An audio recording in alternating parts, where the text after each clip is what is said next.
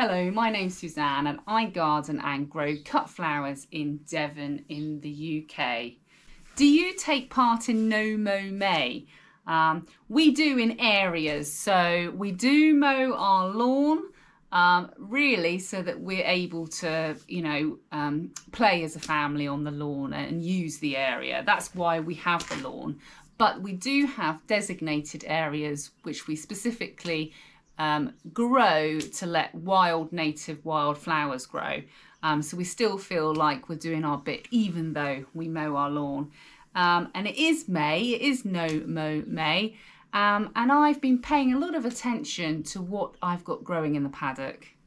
It's been a beautiful weekend and I've been looking at my paddock, which is mainly a sea of buttercups and daisies.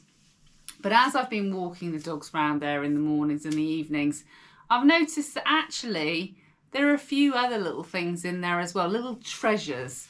And I did seed this little beauty, yellow rattle, about 3 years ago.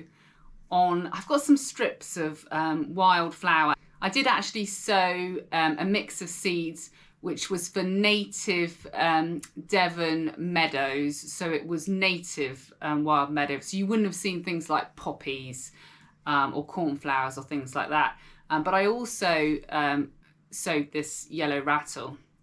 And this has just started to creep into my paddock, which is fantastic. Only just, a little area from where the strip of this wildflower stuff is that I planted. But I was still excited to see it. And I thought I would take you for a little wander around the paddock now, and I can show you all the little treasures that I've been looking at and hunting out while I've been walking my dogs. So let's go now and have a look and see what we can find. This is an absolutely fantastic book, which, well, my nan had it on her bookshelf, and I was admiring it one day. And she let me have it. And most things that I have growing in my paddock, because I don't have anything particularly, I don't want to say exciting, because they're all exciting, but I don't have anything that's rare or unusual growing in the paddock. So most things I know what they are. But there are a couple of things I've seen out there today that I don't know what they are. And I'll be honest about that because I haven't walked around the paddock with you yet. So I will tell you which ones I don't know what they are, but I will then look them up while editing the video. And hopefully if this book does the job, I will write up on the screen what they actually are. But I think there are 2 things out there that I don't know what they are. Not only that, if I misidentify them, I'll write that on the screen once I've checked in the book that I'm right. Anyway. It'll be dark soon. I know we've got longer daylight, but I ought to go and get on with this.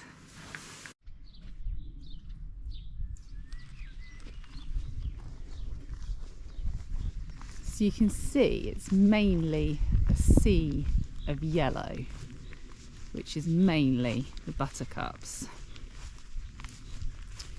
And then I haven't got any dandelions in flower, but we've got a whole lot going to seed at the moment.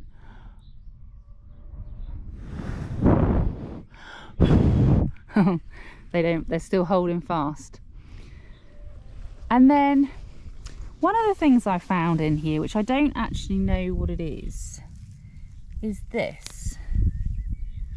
I've never really seen the flowers open up, but I guess they do. But I'll have a look in that book and see if I can find out who it is. And then, because it's getting late in the day now, you can't really see the sea of daisies, but there are probably just as many daisies in this paddock as there are buttercups.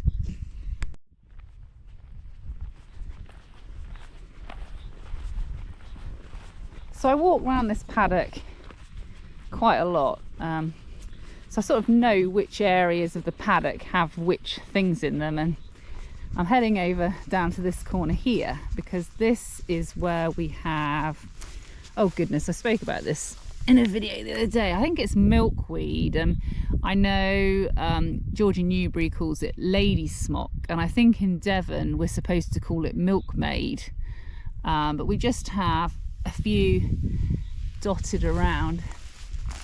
There are a few more here. And then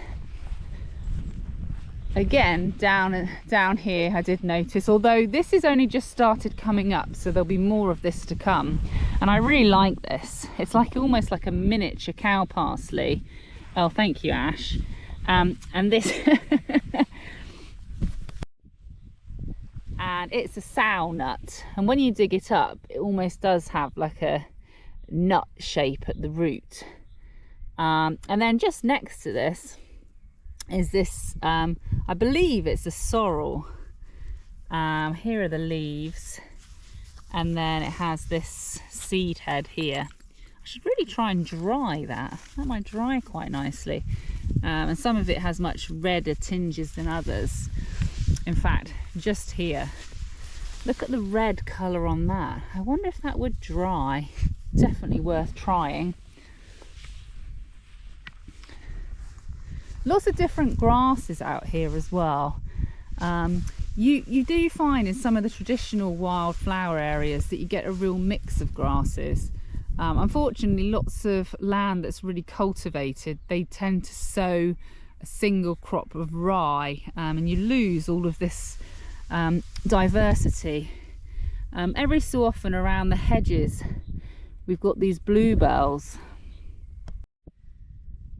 and plenty of sting nettles for butterflies. Loads and loads of sting nettles. I planted this hedge myself. It goes all the way to the far hedge down there and all the way along here, and I remember planting it in the mud and the rain. It's mainly hawthorn, but I have got some other things in here. I've got some spindle, I forget what else is in here, but it is mainly thorn because I wanted something that was going to be a good prickly hedge. See the hawthorn in flower.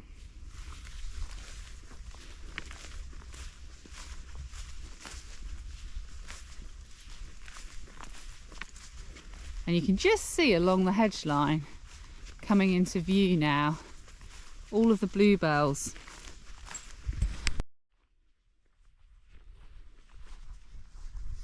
I mean, it's not quite a bluebell woodland, but I'm still pretty pleased with it because it's my little area of bluebells, and it does go all the way along the hedge here and then into the field as well.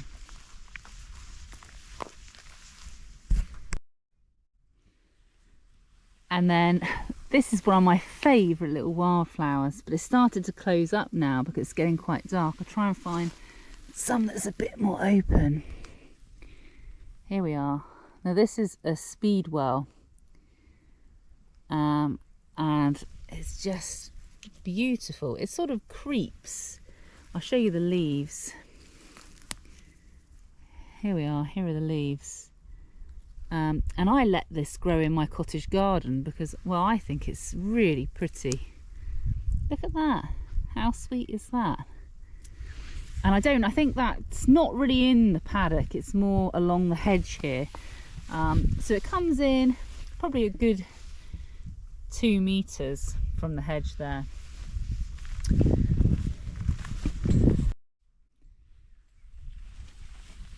So here we've got a bluebell, the speedwell, and this little person, which is all over the hedgerows, and I don't know who it is. I want to say, I always want to call it bedstraw, but I think that's the other white flower that grows in the hedges that's much smaller. But anyway, we'll look this up and I'll pop it on the screen. But isn't that lovely? That's really sweet. And then that again goes into the corner of the field here.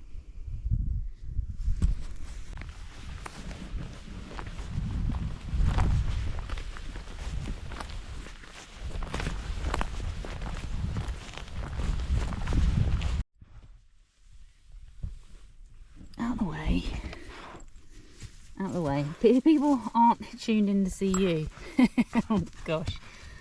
what I'm trying to show you now, while my arm's being bitten off, is all of the yellow rattle that's just, and again, I didn't sow it in here, it's made its way in here on its own. I sowed it in this area here, which is my wildflower meadow, and it's just made its way through the fence, starting here, and it's worked its way, oh, how far into the field? Well, that's probably a metre. Oh, just over a metre. There are a few more bits there. So if you think if it does that, keeps going a metre at a time, hopefully it will really help turn this into an even better wildflower meadow.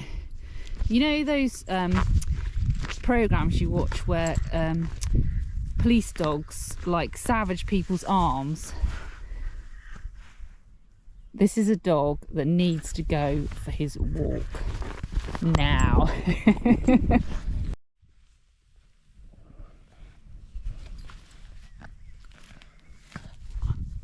I think this is probably my favourite, and this is the red clover. I think it's probably one of the bees' favourites as well.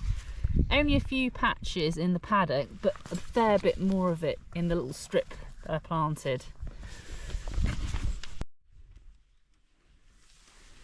I've got lots of this red campion in my cottage garden, and I've let it seed.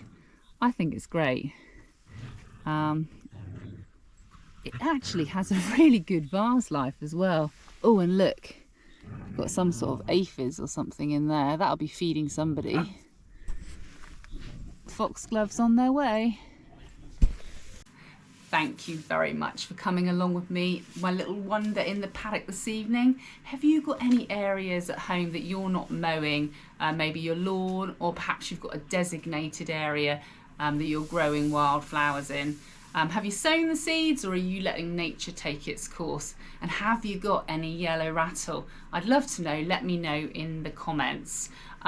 Thanks for watching. If you do like my video, please give it a thumbs up. If you'd like to follow my journey, then you can subscribe to my channel. And if you'd like to contribute towards the making of these videos, then you can buy me a coffee. Hopefully, I will be able to get on with some work and some filming in the polytunnel, so you can see how amazing it is. It's just a polytunnel really, but if you're like me and you've never had one, or perhaps I've had one and then lost it and then really missed it, I cannot tell you how wonderful it's going to be to have a polytunnel again. Perhaps a little bit late in the season. I would have preferred it in the autumn, but better late than never. Thank you for watching, and I will see you next time.